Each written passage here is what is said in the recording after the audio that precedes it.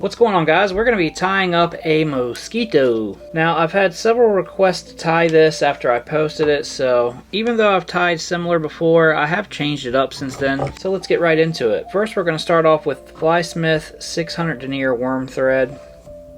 Now, I like to make sure I'm keeping these wraps really tight. Every wrap is very, very, very tight.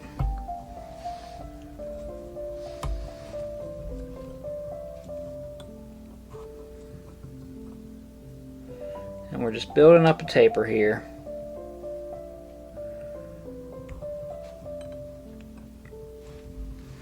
And now I'm going to flatten my thread out and make one more pass.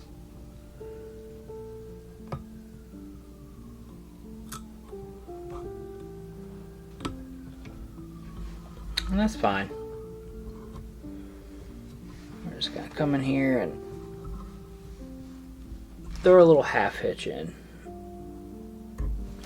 Next up, I'm going to grab some 32 denier TheFlySmith GSP, which I will be releasing here in the coming days. Hopefully within a week or two. Then we're going to grab some hen pheasant. You can use regular pheasant. It doesn't really matter what you use, honestly. I do like to use the hen because it's a little darker. It doesn't make that big of a difference, but that's just what I like. And then we're going to come in here and we're going to make sure that we're keeping this directly on top.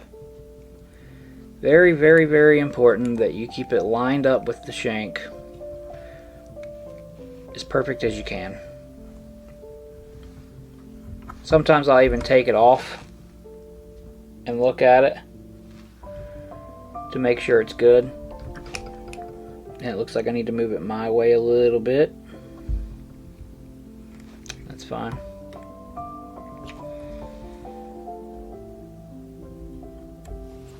Then we're going to grab this pale camel marker. And we're going to put a little dash on both sides. Usually I do it after I tie in the latex, but this time I didn't. So now we're going to take my thin latex and we're going to get that started. Now this is going to want to slip and slide, so I'm going to take some of this Chuck and Duck tires wax and then I'm going to set this to the side. The tires wax will help for the step after we're done with these next steps. I'm going to grab some more of that GSP.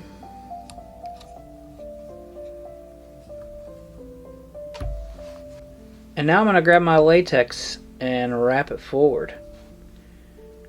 Now for this part, I like to do big open spirals that overlap on the edges.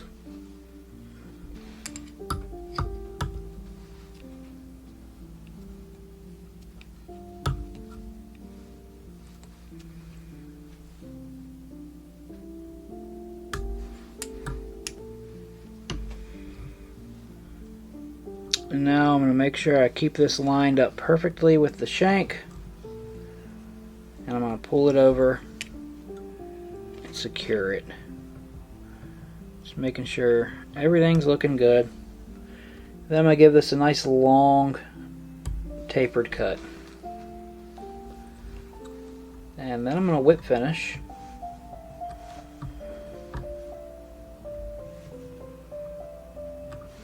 Then I'm going to grab my thread that I waxed. Now the reason that I waxed it is so it will grip when I start wrapping this. And I'm going to wrap it pretty much in between those ridges. If it's not perfect, it's okay.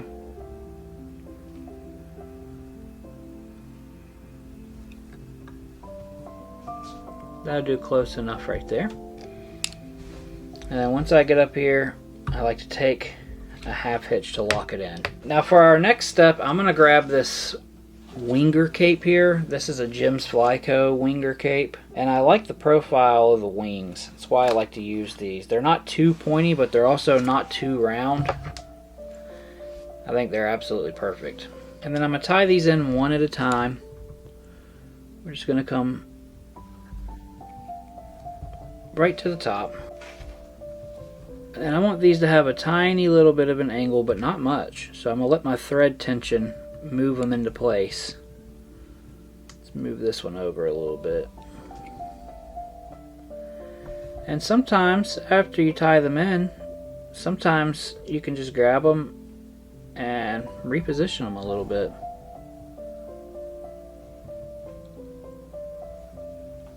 Right there, that's looking good. And you can take the time to sit here and make your wings perfect if you want. I do like to take them off, just look at it, make sure they're looking good.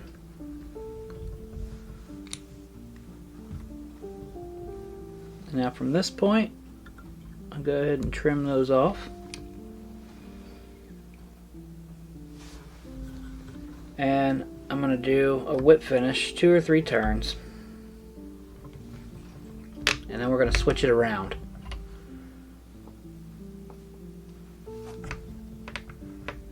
And it's going to be pretty tilted. Okay, and now since we did our whip finish, that allows us to pull our thread right back around.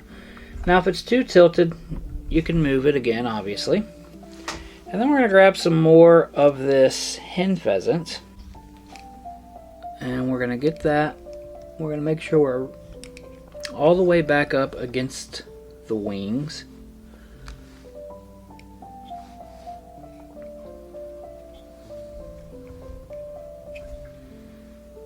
See how that looks? And that looks good to me. And keeping the same profile, that long taper, that way when I come over it with my thread, it looks nice. Next up, we're going to grab some monofilament fishing line. This is 30-pound test. Actually, it's 31.28 pound, whatever that's supposed to mean. It's 30-pound test. And this is some Japanese stuff. You can see the modeling there in it. It's really, really neat looking stuff. I do not know where I got it from. I have no clue. We're going to come in here and just melt that with a lighter. But I like to hold it on there for an extra second even after it's done melting, because that gives it a darker and flatter profile. We're going to do the same thing here.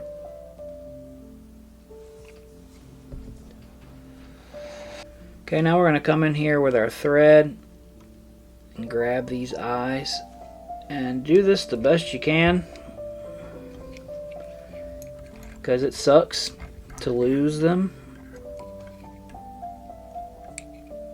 And when you do it the way that I just did it there, it kind of flattens out the mono a little bit, which I actually like the look of that.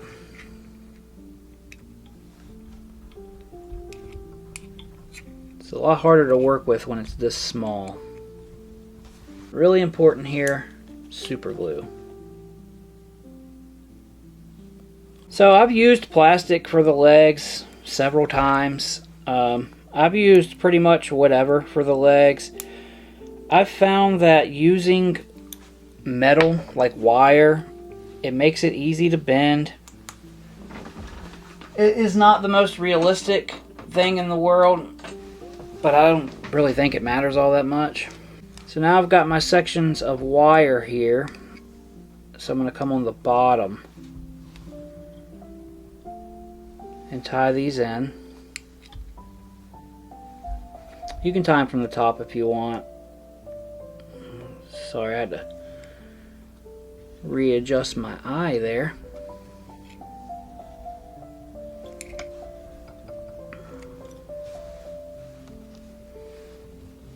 And we want these spaced out as good as we can. It doesn't have to be perfect.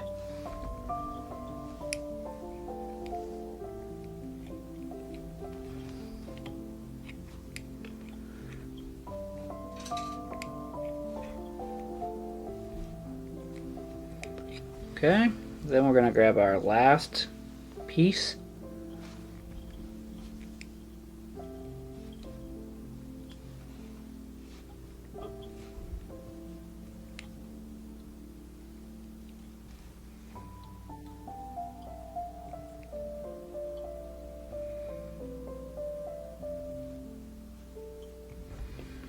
just like that. So next step, really important, super glue. You gotta super glue it.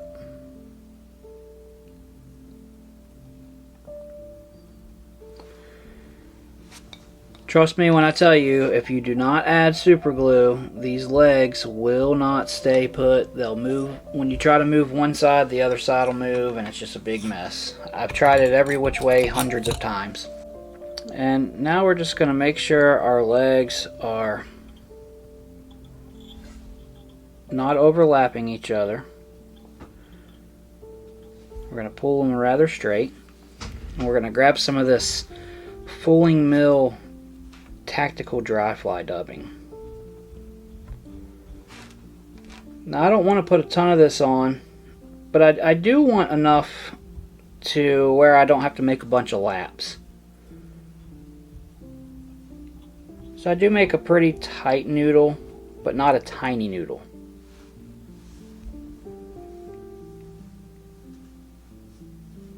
Okay, and then I'll start coming forward. Now as I come forward, it's okay to move the wire out of the way.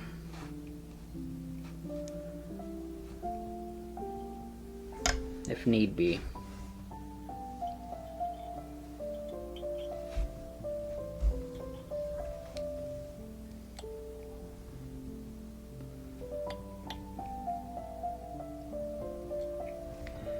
Alright, and then I'm going to come in front of the eye.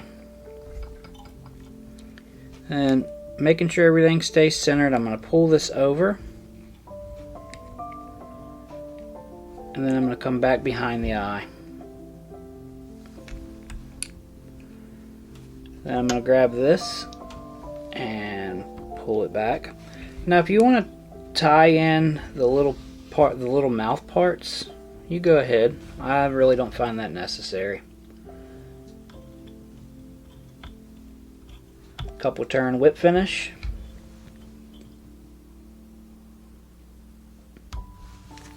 And you can also come further down the hook if you want. I'm going to come right in here and cut it close. I'm going to grab that same marker from earlier, and I'm just going to give this thread a little touch.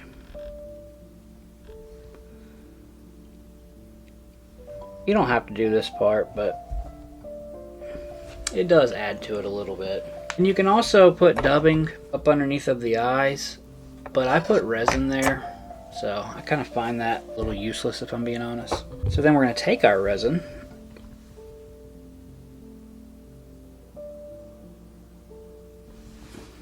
I'm just going to put it there.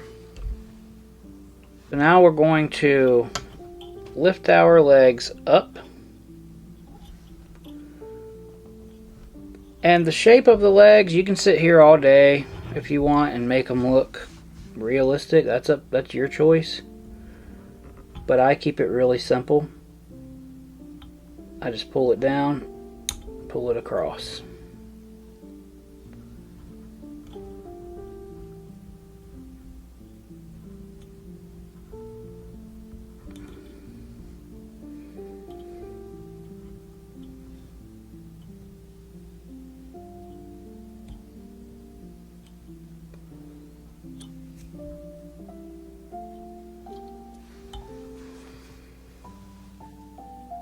Sometimes these wires can be a little finicky, but let's keep at it.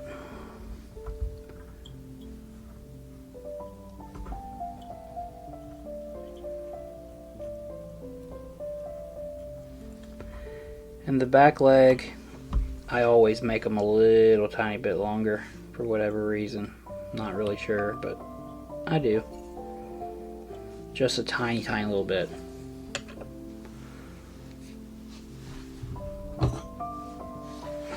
We're going to grab our wire cutters or whatever you prefer, old scissors, whatever. And we're going to grab some old scissors here. We're just going to snip this wire to our desired length, Like I said, the back leg just a little bit longer.